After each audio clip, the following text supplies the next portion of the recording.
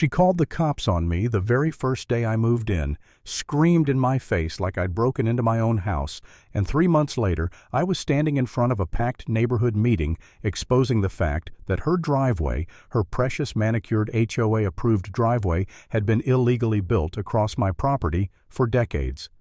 The same woman who tried to ruin my life with fake violations and lies was suddenly the criminal.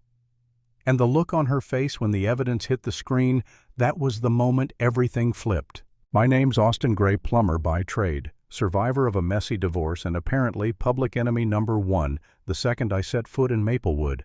I thought buying this house would be the start of a calmer chapter. I was wrong.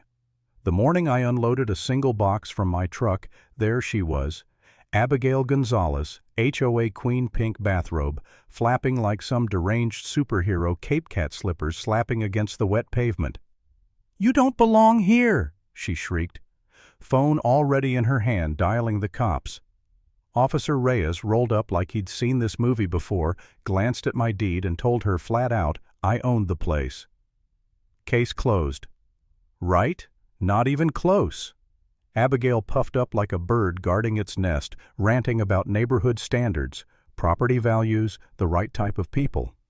The right type, like she was running a gated community audition instead of a suburban block.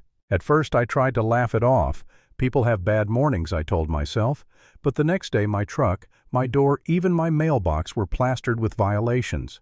Official-looking letterhead that screamed authority, except when I called the city they'd never heard of the Maplewood Neighborhood Standards Authority. Abigail had created her own fake government complete with codes, fines, and threats. She wasn't just a nosy neighbor, she was running a one-woman shadow HOA. Tom Collins from across the street brought me a coffee and quietly warned, "Document everything. She's run off 2 families before you." Still, nothing prepared me for the level of obsession. I'd wake up to see her sitting in a beat-up sedan at the corner, binoculars in hand, jotting notes like a Cold War spy. She cataloged my life: coffee at 7:15, mailbox at 7:20, water plants at 7:25. It would have been funny if it hadn't cost me everything. Clients started calling, canceling projects worth tens of thousands. Someone had whispered that I had licensing issues, that I wasn't insured, that I was trouble. Every accusation traced back to Abigail. She filed complaints with boards, called my insurance, even reached out to my ex-wife trying to dig up dirt. My reputation was bleeding out before I'd even unpacked half my boxes. There was one night I sat on my half-empty living room floor, staring at those fake violation notices piled on the table. I asked myself out loud, am I the problem? Did I make a mistake moving here? Maybe it's easier to sell, cut my losses, and just walk away.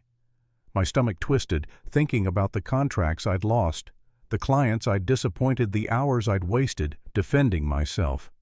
For the first time I felt like Abigail had won. But then came the twist. Tom showed up with county records spread across my kitchen table. "Your title's clean," he said, tapping the survey map. "No easement, which means," he traced the line with his finger, "her entire driveway runs through your property." Suddenly, everything made sense. The survey stakes I'd seen, the way she panicked when I asked about property lines, her desperation to push me out before I noticed. The woman screaming about rules had been breaking the biggest rule of them all every single day. And then Derek, her own son, slipped me a USB drive at 3 in the morning. "Don't tell her it came from me," the note read. On that recording, Abigail rehearsing her victim's story, fake tears and all, and in the middle of it she confessed, "I researched him before he signed the papers." Divorced contractor with money. Nobody buys property on my street without my approval. She wasn't just crazy. She was calculated. So I fought back. At the next community meeting, Abigail came prepared with a full slideshow, 73 slides of my so-called aggressive behavior. She'd charted the angles of my parked truck with a protractor, graphed the sound of my door slamming, even built pie charts of my suspicious activities. Neighbors flipped through 3-ring binders of me watering plants and taking out the trash. And just when the room was drowning in her madness, her laptop crashed. That was my cue. I plugged in mine and projected the county survey. The lines lit up clear as day, her driveway slicing 12 feet into my land.